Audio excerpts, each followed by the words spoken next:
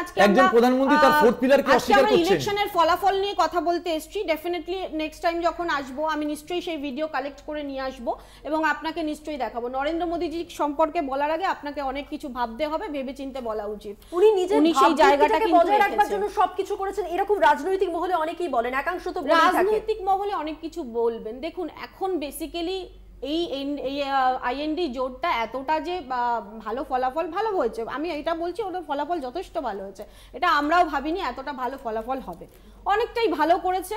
সুতরাং গণতান্ত্রিক পদ্ধতিতে ভোট হয়েছে এটা এরা স্বীকার করবে। কিছুদিন আগে মানে কিছুদিন আগে কি আগের দিনই ওরা থ্রেটনিং করেছে যে জায়গায় জায়গায় যদি বিজেপি যদি একক সংখ্যাগরিষ্ঠতায় বেশি যদি ভোট পায় তাহলে এরা সন্ত্রাস চালাবে, এরকমও কথাবার্তা বলা হয়েছে। সুতরাং কথা জানি না কেউ বলেছে, ন্যাশনাল টিভিতে আমরা দেখেছি, অনেক জায়গায় দেখেছি বিরোধী দলনেতা বলেছেন, কথা বলা হয়েছে। এখন যেহেতু এরা একটা ভালো সংখ্যক পেয়েছে বলে তাই এদের কথা চেঞ্জ হয়ে গেছে। এরাই বলেছিল ইলেকশন কমিশন বিক্রি হয়ে গেছে, এরাই বলেছে গণতান্ত্রিক পদ্ধতিতে ভোট হচ্ছে না, এরাই বলেছিল ইভিএম মেশিন লুট হয়ে গেছে, ইভিএম মেশিনে সমস্ত কারচুপি হয়েছে, অনেক কিছু বলেছিল। কিন্তু এখন যদি বলেও থাকে তাহলে আপনারা বলুন যে যা ফলাফল হয়েছে পুনর্নির্বাচন করতে বেঙ্গলে, বলুন পুনর্নির্বাচন করতে। আপনারা যদি খুশি না হন আপনারা প্রতিবাদ জানান, কারণ